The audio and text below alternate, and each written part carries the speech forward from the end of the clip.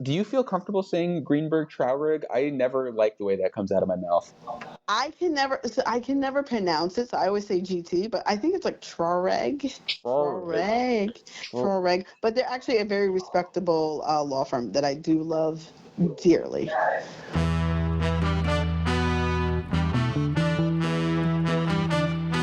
I've also declared war on potholes, so here's the first shot across the bow. Well, as you know, with Planet Albany, there's always something that makes the planet turn. And it's this amazing view of D.C., and Eddie Vedder comes out. And he goes, "You have a cigarette?" And I've never smoked in my life, but if I had, I wish that was the moment. And this strategy takes us from potholes to knotholes. I would like to say it was a pleasure, Mr. Kim. But I'm on the road. I'm David Lombardo, and you're listening to Dispatches from Planet Albany, a WCNY podcast about power and politics in state government. And joining me on the phone is the human hot take machine, head of the New York practice at Tusk Strategies, where she is a partner, Shontell Smith. How are you feeling right now, Shontell?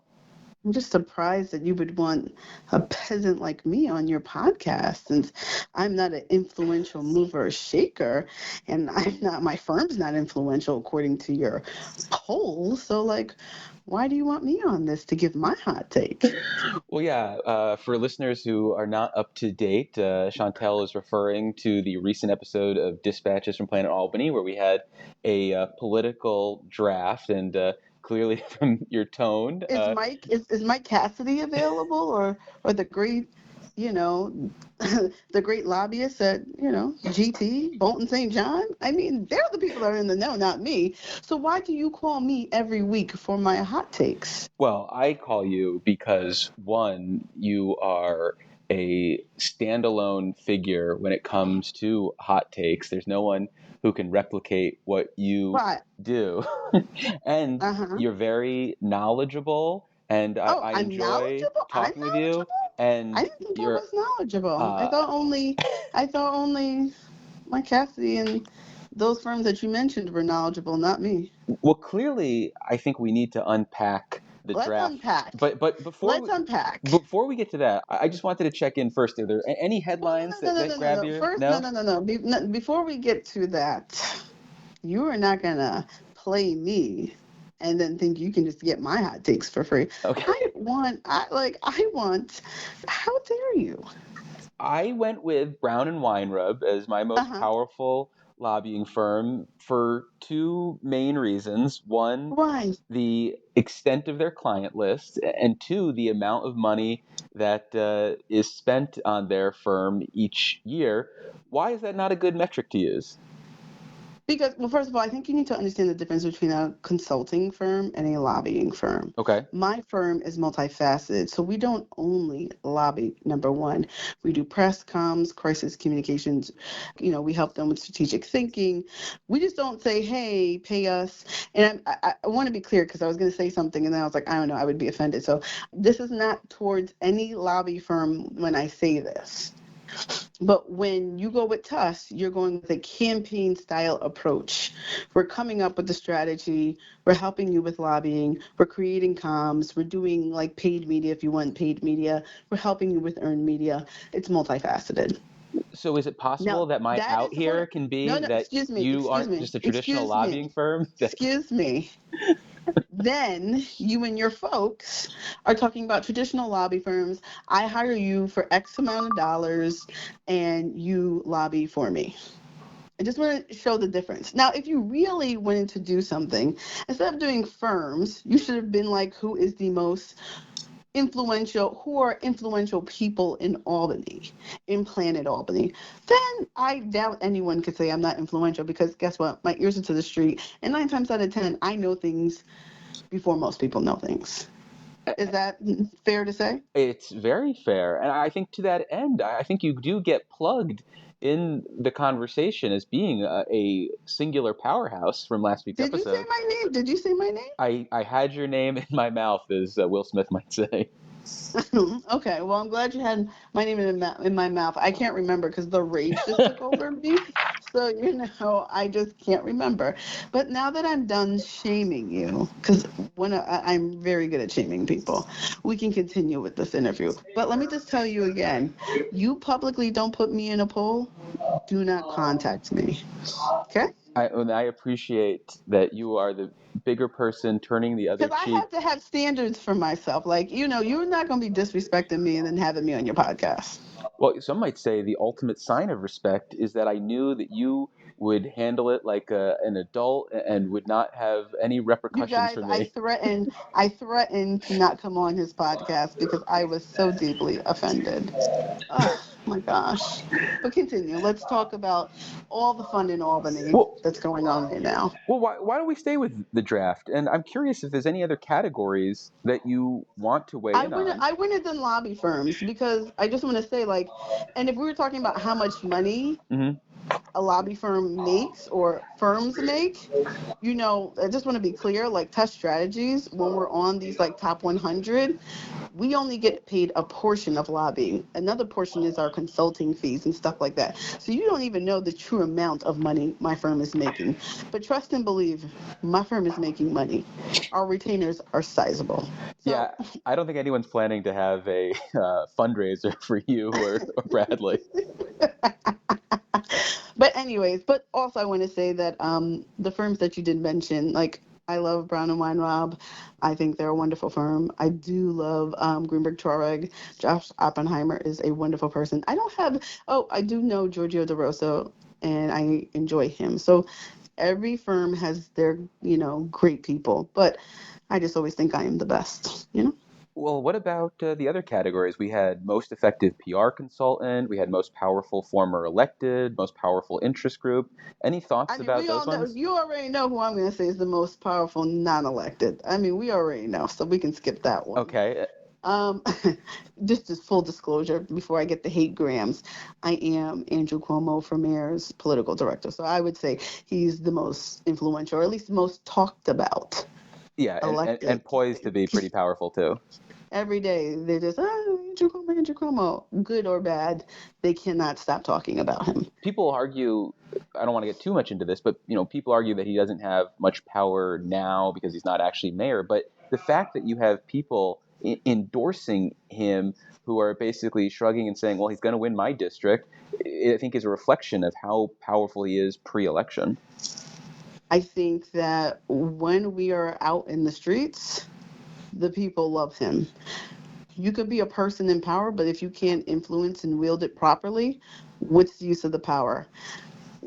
I was going to say something. I'm just not going to say it. All right, it. we're gonna put the church and state wall back up on this issue. Try another one. You. I mean, look, I don't want to knock your poll. So, like, we don't have to go through the poll. Well, how about most powerful interest group? Who do you think is the big weight that gets thrown around here in Albany? Based on my interactions, sure, and what you see today. Funny. I see HTC and 32BJ. And I two recent endorsers of your candidate. But let's be clear. I saw that when I was a staffer. Mm-hmm. It is very hard for these members when 32BJ has an issue that they want. They are very direct. They will knock your door down. They are relentless. HTC, when I was here, was when they had Peter Ward. He was a force to mess with. I didn't really interact much with Morocco, but I hear he's a force to deal with. And I would also say hospitals, because Greater Hospital of New York, because it just seems like hospitals, every time I'm looking, they're getting money thrown at them, no matter how they conduct themselves. Every year there's some hospital bailout or some hospital program for these hospitals. And I don't want to be a hater, but like some of these execs are living better than me. Well, that was the one that Raga went with for her pick, and two that we haven't mentioned yet and weren't drafted were 1199 and NICET. What do you think of their omission? Well, 1199, I mean, yeah, no comment on 1199. I mean, because of what's happening with their spending right now. And I think we all read the expose, so yes. I have no comment on that. Okay. Do you think that it will impact their influence here in Albany? It depends on what happens to George. I mean, if he I doesn't think survive the leadership if challenge, George doesn't survive a leadership challenge, then it'll be interesting to see how much gravitas that union has. George is the power in 1199. I'm his sorry. personal power is what moves that. His story, his commitment. So even if right now he may not be seen in the best light, you can't forget the institutional work that he's done over the years for the healthcare industry. And what about NICET? I'll just be honest. I don't care. I don't care who gets mad. I don't think of NICET as a powerhouse. I don't. Even though You know they who I think is stopped the governor's changes to foundation aid last year in its tracks and are getting exactly what they want I on want to be bell to clear. I bell want to be clear. restrictions? It wasn't NICET that stopped the foundation aid changes.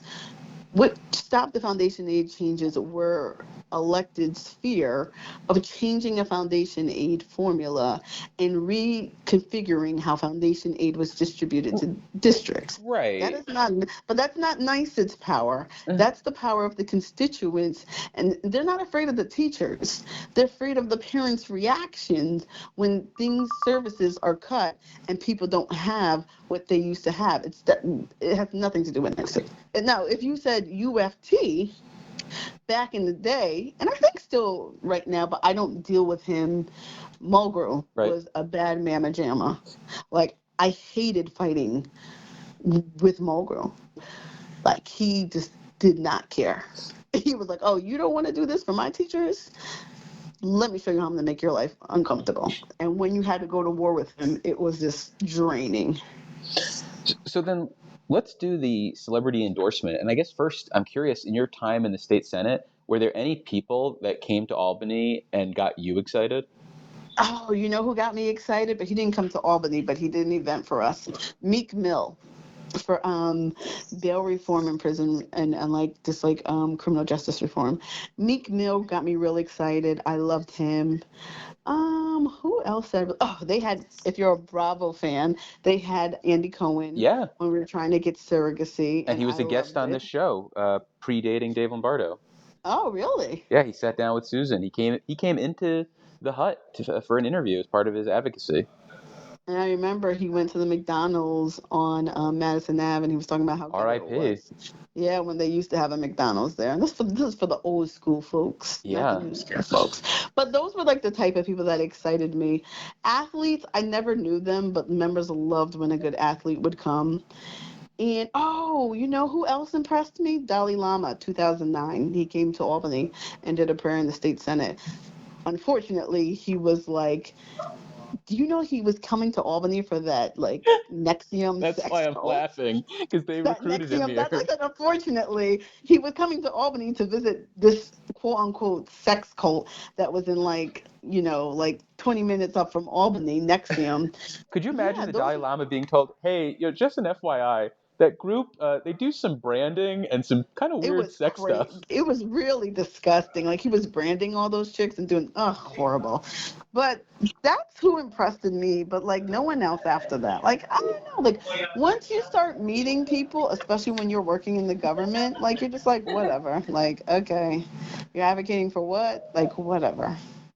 And we interrupt this recording of Dispatches from Planet Albany to note that our episode is made possible with support from New York State United Teachers, as well as the New York State Association on Independent Living.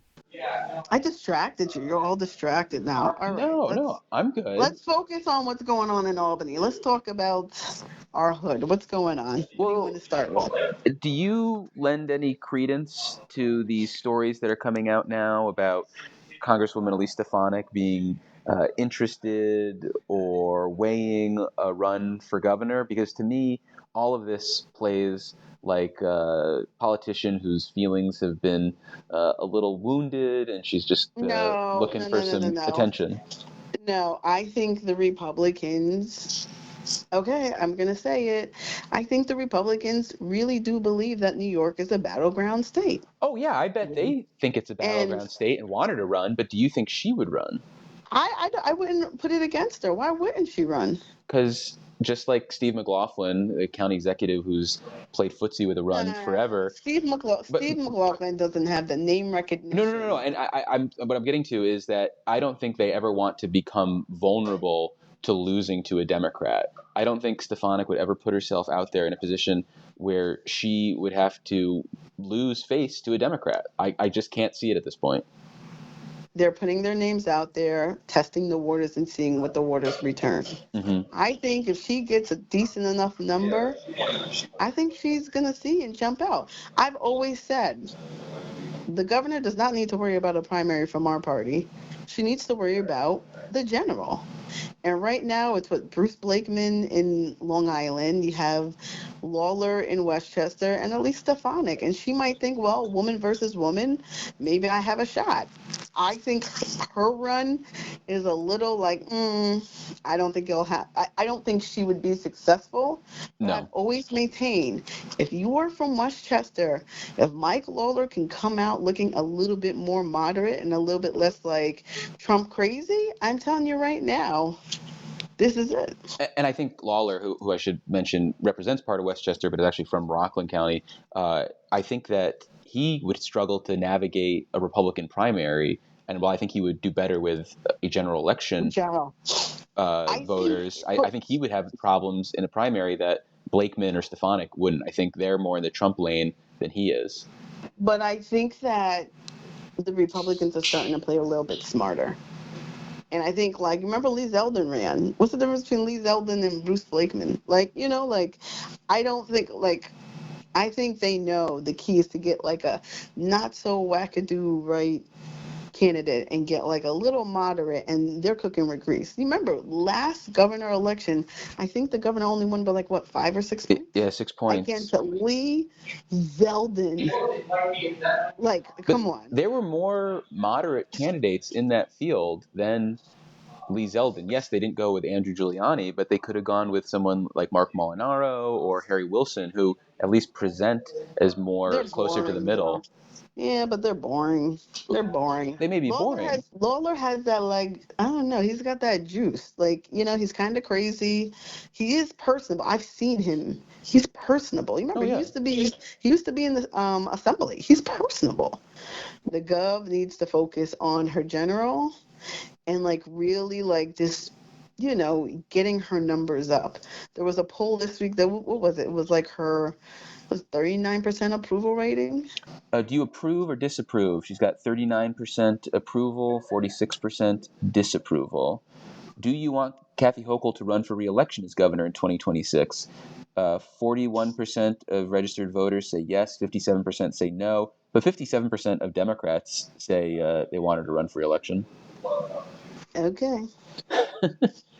I want you to interpret something for me. This week, we had a press conference with Assembly Speaker Carl Hastie and tells us that he's hashed out a framework or some sort of broad agreement on discovery changes with the district attorneys in New York City, including one who represents the District Attorneys Association of New York State. And then fast forward to Wednesday, and all of that kumbaya has been blown up by the governor, and I think I've seen reporting from Bernadette Hogan of NY1 that there is no deal. No. Look. So my understanding is, like, last week, the governor is like, look, these DAs want changes, like the DAs are going to help negotiate discovery. Okay, well, this is the problem when you add different parties into the negotiation. So now the speaker says, I'm going to negotiate directly with the DAs and not the governor's staff. Let's negotiate with the DAs since they've been included into this negotiation. It's my understanding all weekend they've been negotiating, and there was a framework. Mm-hmm. There were still some language tweaks that they have to figure out, but it's not like massive, like they're arm's length away. There's basically I think there's a framework for a deal, but they're hashing out specific language relating to certain elements of the discovery. I'm saying this is like 95% done. It could probably be hashed out within the day or two. But now the problem is that the governor, she has to give the appearance that, like, she's reviewing and that she has final say. So I do believe in, like, the next next day or two, they're going to have a discovery deal. And then hopefully we can start moving and actually start negotiating the rest of the budget. And not to inflate your ego beyond where it is right now, but But I'm not right. I but don't hang know on, hang nothing. I'm on. a Well, actually, ragamuffin. you're gonna I don't get know some nothing. confirmation of this. My Capitol colleague John Campbell just tweeted that he spoke with Speaker Hasty recently, and he says that he talked with the DAs within the last half hour, and everything is still on track. And he said, "quote It's simply drafting conversations going back and forth between my counsel and Mike McMahon's counsel." So that would seem to confirm what you're saying about just hammering out the details. Because, like, when you have these frameworks of an agreement, it doesn't mean it's 100% settled on the language. It's like we know where we want to go, and we just have to work out the minor language, the commas, the ands, the ors. Do you think there's going to be a potential for any other surprises in this budget, or if there was something that we didn't know about that might make it in? Absolutely. You Okay. haven't seen the way the governor's been rolling this budget every day. You don't think it would have Something leaked out new. by now already if there was some No, last no, minute there's inclusion? always, this is tale as old as time. You think you're done, you think you've answered the last four problems, and then there's always one thing that out of nowhere pops up, and then you're like, wait, what? There's something lying in wait, and it's going to come out. We'll see. Could it be prison issues? I mean, you and I have talked about that being something that might get addressed this legislative session. Possibly, I think. Didn't they? I mean, I haven't heard much. I know that Exactly. they did throw out like a corrections package that wasn't really discussed. But Yeah, lowering the that's like corrections they officer already, age from 21 to 18. yeah, they know about that already, so that wouldn't be a surprise thing. There's like something new. Like I remember my first year with her was like last minute, boom, here's the Buffalo Billions language. Like there's always some crazy thing that people want to drop. Like right after you negotiate everything and your like cortisol levels calm down, then they want to throw something crazy. Do you think any of this ultimately benefits the governor from a political perspective moving forward? Because I think about something like discovery and this idea that by siding with the DAs and by appearing tough on public safety, or at least in her mind, tough on public safety, is going to have any residual effects seems insane to me, because I think we're still going to have the bail conversation 5 seconds after the state budget's adopted. So I'm just curious if you think that anything in this budget will have any residual, long-standing political benefit to Governor Kathy Hochul. No. Succinct and Like to the point. I love it. I just don't think this is a budget where you're like, oh, yeah, right. She keeps making the point that people care about discovery. I fundamentally disagree. The people that care about discovery is Kathy Wilds and those downstate DAs. Those are the only people that are like making a big deal about discovery. The average New Yorker doesn't even know what's going on in discovery and the discovery laws. And then I just don't know, like money in your pockets, because I know they do those like press advisories, like money in your pocket. What was that? The rebate? What was the rebate? You got the check rebates that you don't qualify for. There's the child tax credit expansion. Yeah, I just don't know if that's enough to give her a bump and be like, wow, this was a winning budget. And remember, and I always say this, and I know someone's going to get mad at me, I always find the way they message these wins just not the best. Go back to last year when she had that huge social media win. Mm-hmm. They always don't get it right, and they just like muck it up somehow. And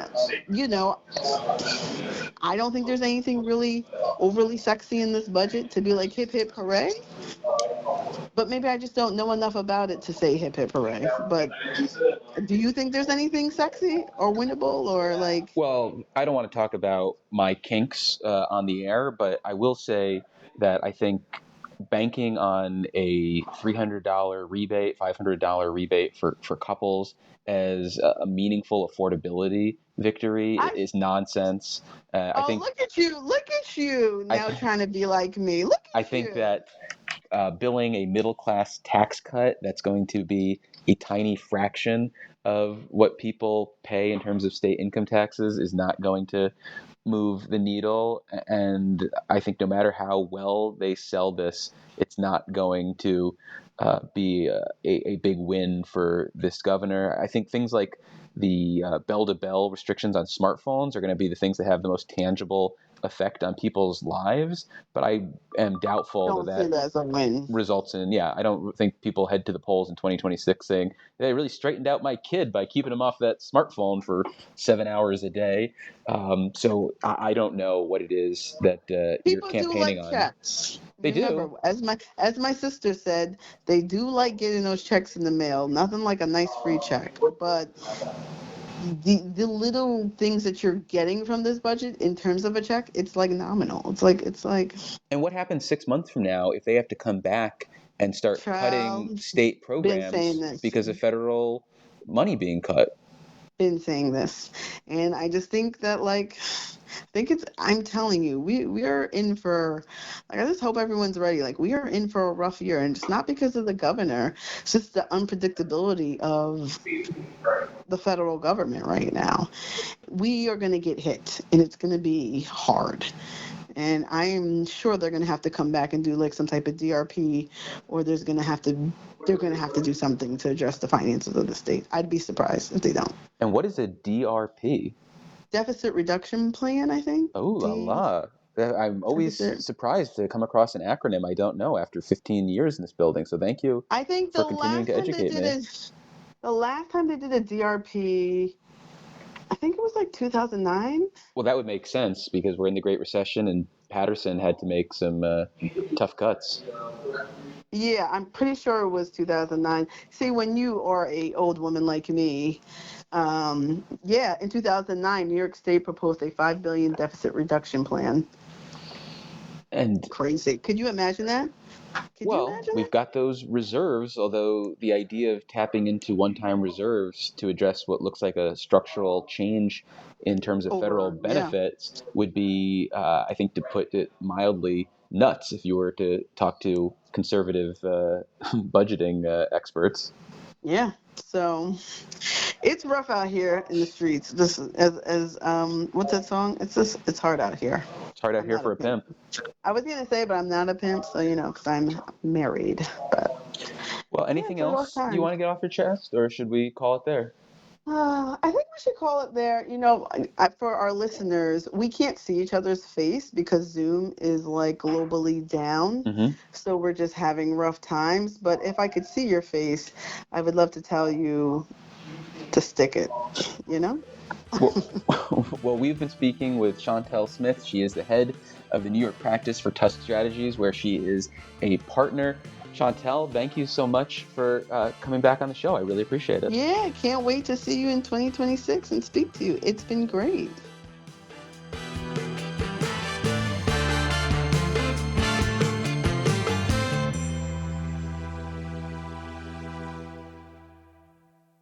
You know what? I'm so sick of the disrespect. Guys, I just said you're our biggest episode of the entire year. listeners, I'm taking a break from the podcast. So I hope I Mike just said Cassidy you're our most and the good folks popular. at Greenberg Trareg and Bolton St. John are available to give their hot takes. They won't be as funny or great as me, but I can't wait to listen